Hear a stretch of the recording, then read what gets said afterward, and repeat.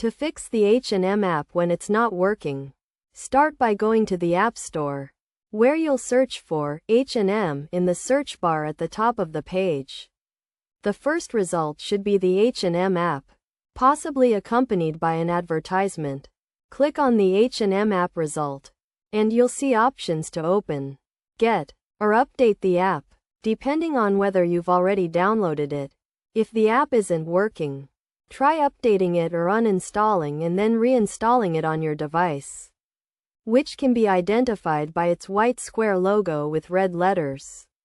Alternatively, you can try signing out of the app and then signing back in.